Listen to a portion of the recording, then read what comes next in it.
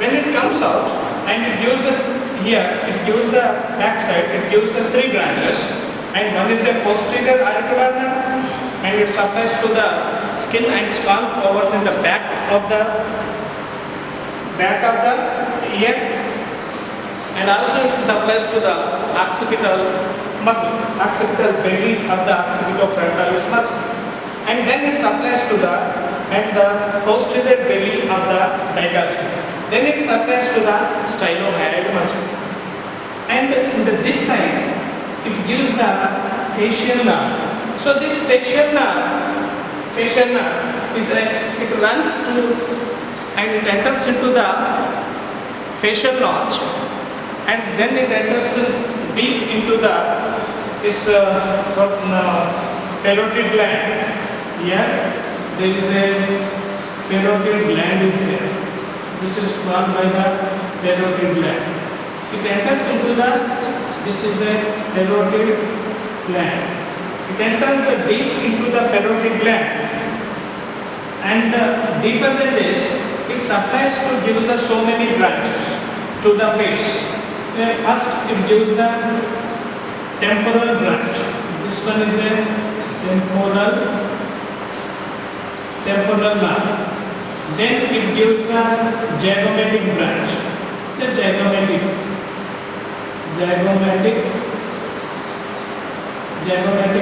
nerve. And then it gives the buccal branch. So buccal nerve. And this buccal nerve runs towards the temporal. It supplies to the temporal area, and zygomatic, it supplies the zygomatic area, and the buccal nerve supplies the buccal area, but at the corner of the mouth it divides to give the 2 branches. One is the superior label and another one is the inferior label, and they supplies to the lips. And then it gives the mandibular branch. Mandibular branch. Marginal mandibular branch. Marginal mandibular branch. And then it gives the cervical branch.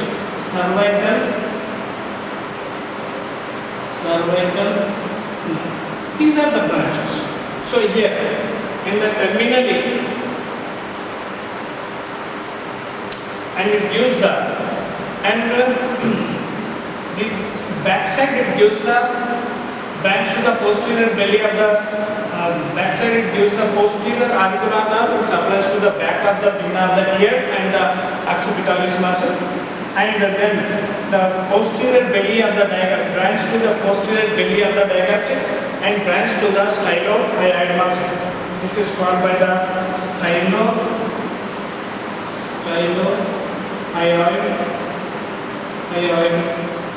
muscle. These are the branches. The front side, and it gives a facial branch, and this facial branch enters into and deeper than this parotid gland.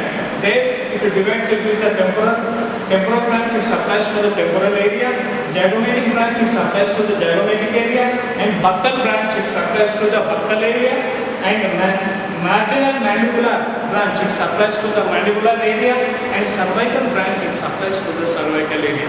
These are the branches of here. And another, and here it gives the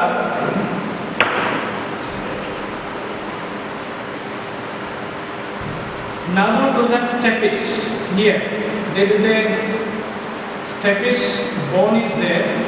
At this level there is a stapes bone, and it is controlled by the stapedius muscle, and it gives the branch to the stapedius, and it supplies to the stapedius muscle. Next, we are discussing about the facial nerve in brief, and detail we shall discuss later on. So here another, there is a lacrimosalivatory fibers. These lacrimosalivatory fibers, they runs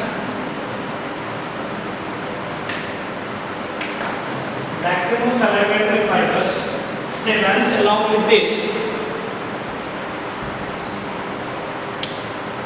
Lacrimosalivatory fibers, They runs in the nervous intermedia,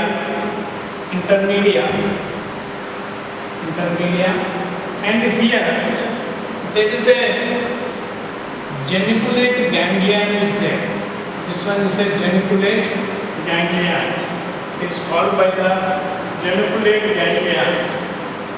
The geniculate ganglion, it is situated, geniculate ganglion, it is situated at the level of the, where this medial surface of the middle ear, there is a roof of the middle ear and the anterior part of the middle ear. At that corner there is a ganglion is there, and it is called by the geniculate ganglion. Geniculate ganglion. Geniculate ganglion. At this level, and this lacrimosalivary fibers, and one breaks to give this branch, and another this one, and it jump into the middle cranial fossa, jump into the middle cranial fossa.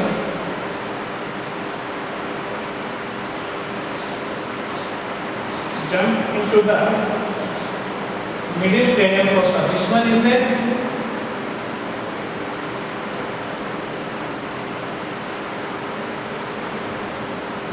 middle cranial fossa. In the middle cranial fossa and inferior at this level, and there is a foramen lacerum is there. Foramen lacerum. At this level, there is a foramen lacerum is there. This one is a foramen lacerum, and it enters into the, it jump into the, this one, middle cranial fossa, and this is called by the, this is the middle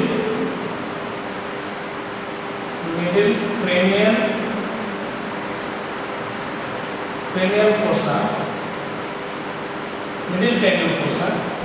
and in the inferior side here there is a lacerated foramen is there, and it enters into the lacerated foramen.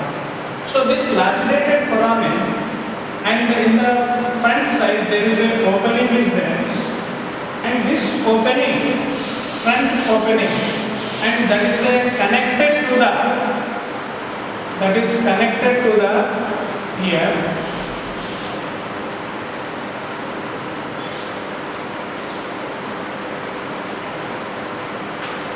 that is this anteriorly it is connected to the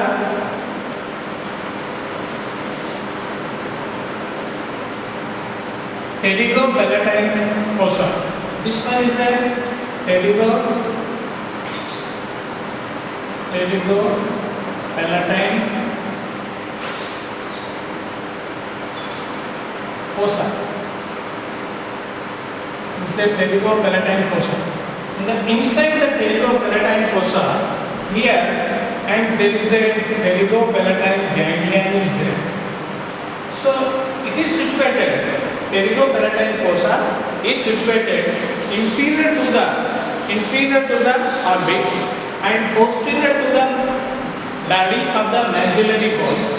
In between that and there is a pterygopalatine fossa is there. So this one is there. This one is a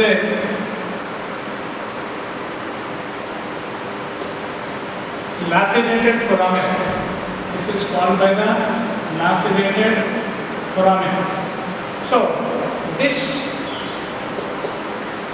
nerve, which is coming from the lacrimosalivary nuclear fibers, and these nuclear fibers here at the level of the geniculate ganglion, that diverges, and some branch it runs into the middle cranial fossa.